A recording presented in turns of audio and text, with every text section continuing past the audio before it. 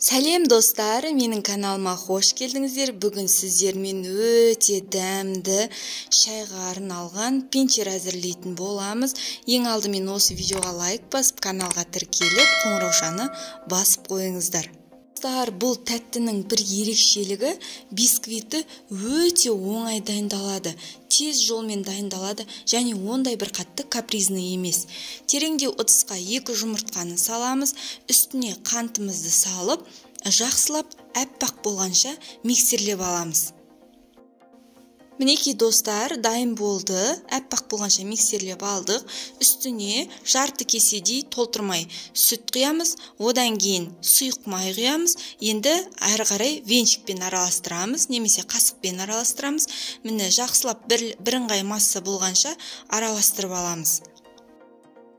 Достар, мінекей бірыңғай масса болып араласты. Енді әрі бөлек қоя тұрамыз да, одан кейін құрғақ ингредиенттерімізді араластырып аламыз. Ұнымызға 1 шай қасық қопсытқышты және какаоны салып, жақсылап араластырып аламыз. Одан кейін осы құрғақ ингредиенттерді електен өткізе отырып, жаңағы сұйық массамызға саламыз. Құрғақ ингредиенттерді салған кезде 2-ге бөліп саламыз.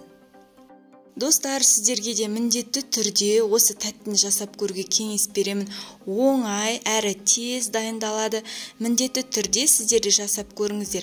Мінекей мен 1 бөлігін салып алдым. Жақсылап бірыңғай болғанша араластырып аламыз. Міне видеода көрсетілгендей осылай бірыңғай масса болады. Енді ұнның 2-ші бөлігін салатын боламыз. Тағы да електен өткізе отырып саламыз. Достар, міндетті түрде електен өткізе отырып салыңыздар. Мінекей барлық ұнымызды салып болдық. Енді барлығын жақсылап, ешқандай түйіршік қалмайтындай етіп араластырып аламыз.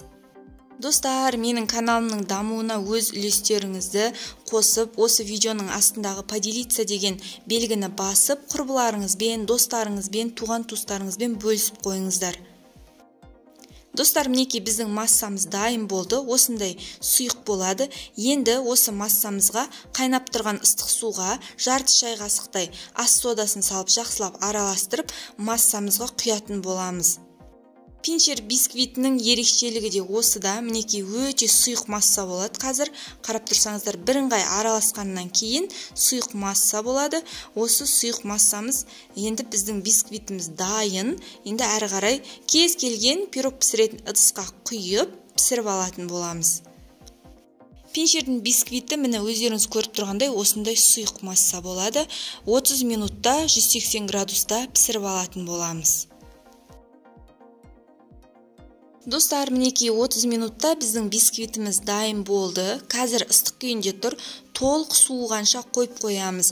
Достар, енді бисквитіміз суығанша осы тәттінің кремін дайындайтын боламыз. Ол үшін тереңдеу ыдысқа 200 мл сливкиді құйып, жақсылап крем болғанша миксерлеп аламыз.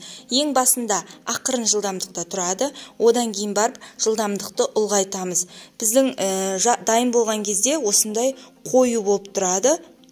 Байқасаңыздар, мен жаңа ыдысқа тек қана сливкиді құйдым. Тек сливкидің өзі осындай қою болды. Енді әрі қарай 2 шай қасық көлемінде мен сгущенка салдым. Сіздер енді қатты тәтті болған қаласаңыздар, көбірек сгущенка қосуға болады. Және одан кейін қаймақ саламыз.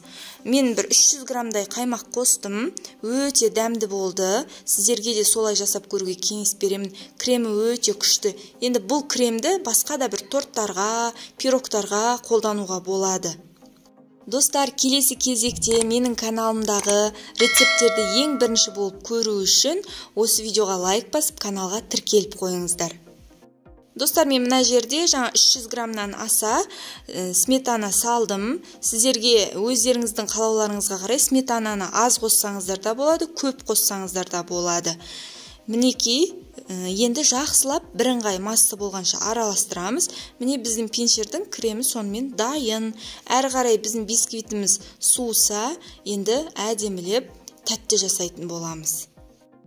Мінекей біздің бисквитіміз де суыды. Енді қазір ромбик тәрізді етіп кесіп алатын боламыз. Одан кейін барып кремге малып алып пинчер жасайтын боламыз. Міне видеода көрсетілгендей етіп сіздерде кесіп алыңыздар осылай. Бірнеше бөліктерге бөліп алыңыздар. Осылай ыңғайлы болады және өте әдемі көрінеді. Достар, келесіде менің каналымдағы рецепттерді ең бірінші болып көру үшін осы видеоға лайк басуды ұмытпаңыздар және каналға тіркеліп қойыңыздар. Достар, енді мінекей біздің бисквитіміз дайын болды. Әрі қарай енді кремге малып алып пинчер жасайтын боламыз. Міне қасықтың көмегімен немесе бір талдап алып, батырып алып, тарелкеге тізе бастаймыз. Өте дәмді болады, достар. Сіздерге де жасап көруге кеңес беремін. Дәмі енді керемет, бисквиті өте жұмсақ. Енді сөзбен айтып жеткізе алмаймын, дәмі енді керемет. Ерекше тәттілердің бірі, сіздер жасап көріңіздер. Және жасалу өте оңай. Достар, осындай тәттінің жасалу жолымен өз құрбыларыңызбен де бөлісіп қойыңыздар. Ол үшін төмендегі поделиться деген белгіні басып, құрбыларыңызға, достарыңызға, басқа да таныстарыңызға жіберіп қойсаңыздар болады. Өте керемет, мен үшін өте үлкен жетістік болар еді. Достар, мінекей осылай видеода көрсетілгендей етіп жасай береміз. Енді бетін өздеріңіздің қалауларыңызша кез келген орехпен, шоколадпен әрлесеңіздер болады. Мен бұл жолы ерітілген шоколадпен бетін әрледім. Ол үшін жаңағыдай кондитерский пакетке шоколадты салып, қайнап тұрған ыстық суға 10 минутқа салып қойсаңыздар, шоколадтарыңыз еріп дайын тұрады. Немесе шоколад болмаса, кез келген орехты қолдансаңыздар болады. Теркіден өткізіп, немесе блендерде езіп алып, бетіне сеуіп қолдана берсеңіздер болады. Достар, мінекей біздің пинчеріміз дайын болды. Енді мен бетіне ерітілген шоколадты құятын боламын. Осылайнан әдемілеп, күшті, енді керемет. Осы тәттімен шашкенге не жетсін. Сіздер де жасап көріңіздер, міндетті түрде жасаңыздар. Дәмі ерекше, басқа пирогтарға қарағанда дәмі өте керемет. Сіздер де жасап көріңіздер. Кез келген адамның қолынан келеді. Бар болғаны 2 жұмыртқадан міне осындай тәтті жасап шықтық. Сіздерге де жасап көруге кеңес беремін.